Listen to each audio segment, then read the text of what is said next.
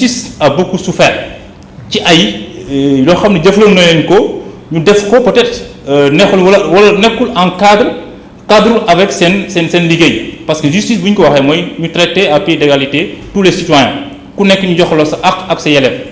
gis nañ on a assisté à une veille des élections que l'administration après bi justice joxe décision pour ñoom ñu war a sukkandiku wala ñu exécuter décision parce que décision yi dañ ko doon exécuter mais dañ bañoon exécuter ko jusqu'à ñu porter préjudice un candidat jusqu'à ce qui a fallu à ce candidat en l'occurrence le président Ousmane Sonko mu ñàkk nekk candidat donc loolu aussi c'est à revoir mais comme xas nañ ba jàpp date li gën a important li gën a am solo mooy ñu fexe dem ci ay élections le Sénégal nous attend le prochain président qui va venir sur beaucoup de chantiers sur la situation d'abord de l'éducation actuellement bon dafa ñaaw ñu gis une grande université comme l'université Anta Diop ñu tëj ko pendant plusieurs mois et qu'en est-il de l'avenir de cette jeune génération là yoo xam ne depuis 2-3 ans amuñu possibilité suivre seen cours au niveau du temple du savoir.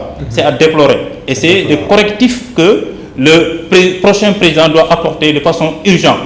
Là aussi le prochain président il doit savoir à partir de là que il n'aura pas de temps de grâce amatul loo xam ne dañ koy may surtout pour mu reculer wala mu ne day jéem a jël élan pour dem parce que dañ koy xaar ci ay réformes et des réformes en profondeur sur pratiquement tous les secteurs de la vie politique et de la vie économique et de la vie sociale du Sénégal actuellement. D'accord, réforme yooyu dinañu ci ñëw parce que on aurait bien aimé ça en ce moment même ñuy wax des débats programmatiques mais pas ay élections jàpp nañ ko kenn dañu ci dem ak yu mel Mahou est-ce que conseil constitutionnel décision bi mu jël ni ki démb donte lay defaat un communiqué pour valider la date du 24 bi nga xam ne moom le président choisit par la suite mais décision bu mu jël ngir dellu joxe tontu ci requête yi nga xam ne moom la ko les candidats joxoon tegaloon ci taabulam gannaaw bu ñu gisee ni président jàppul date malgré décision bu le 5 février jógee ci conseil constitutionnel est-ce que le conseil constitutionnel a dit entre guillemets le président na ko yow ak ña nga dajaloon jam ñaaju di waxtaan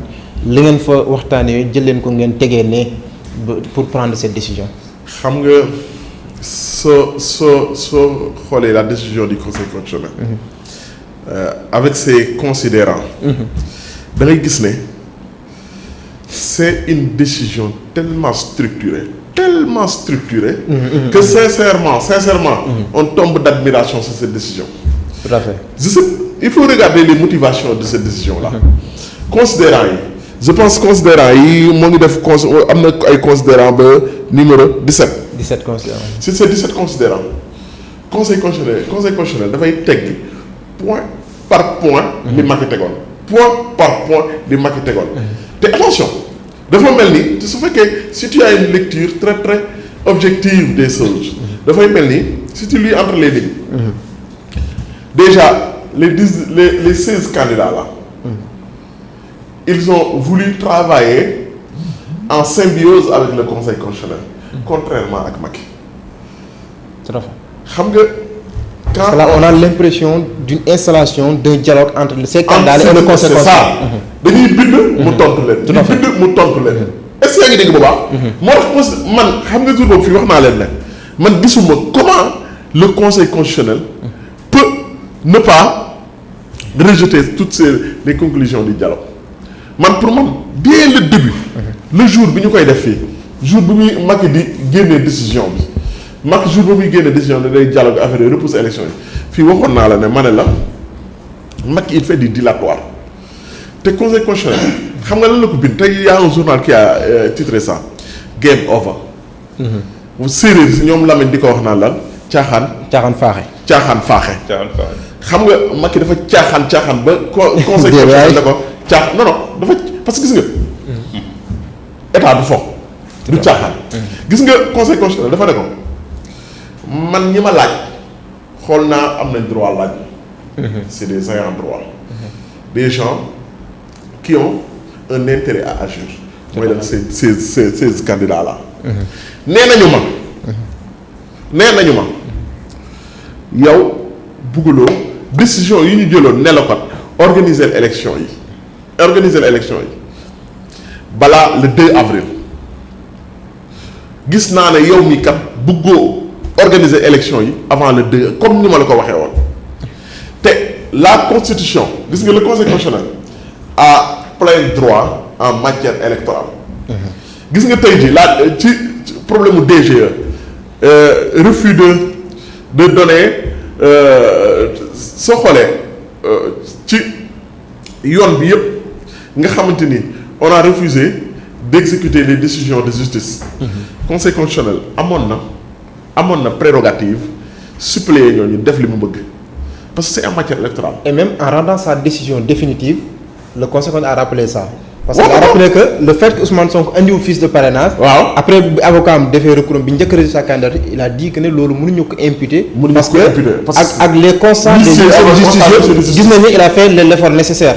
xam nga conseil constitutionnel.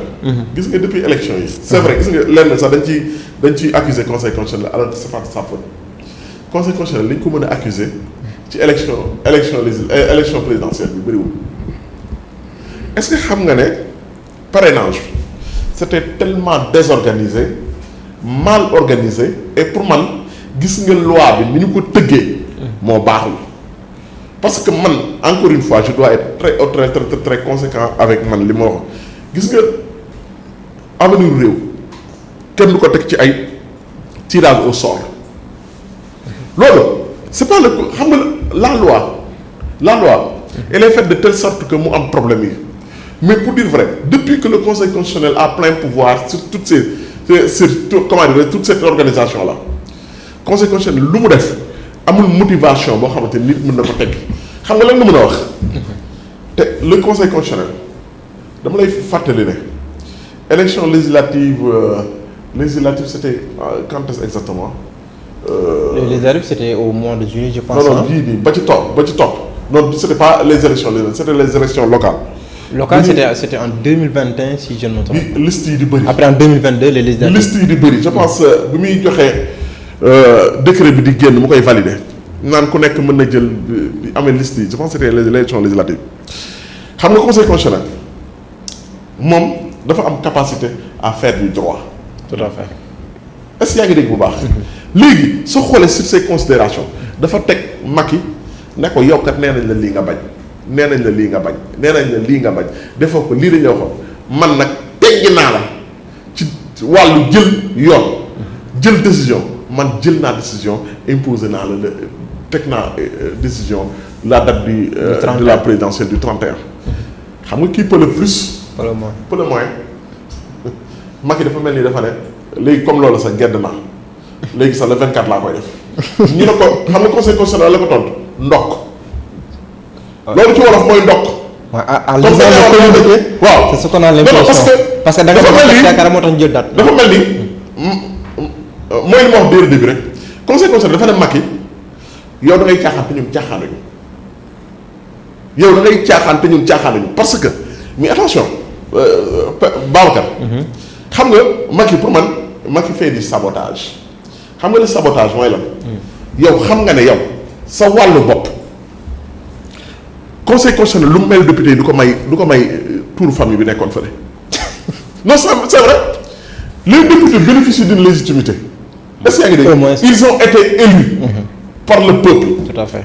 est-ce que yaa ngi au même titre que le président de la République les députés jël décision ne ñoom dañuy pousse élection yi yóbbu ko ba décembre est-ce que yaa ngi dégg motiver seen décision mu ñëw conseil constitutionnel teg ne amoo leen prérogative. c'est anticonstitutionnel. c'est anticonstitutionnel. joxe li muy def Macky moo tax ma ne la Macky il faisait du dilatoire parce que xam naa ne conseil yi nga xam ne conseil juridique yi mu am wax nañ ko ne lii mënul sa décision bi. on peut prévaloir par rapport à la décision. Parce que le conseil constitutionnel refuse à l'Assemblée nationale le pouvoir de prolonger le mandat du président. Naturellement on ne va pas accepter ça pour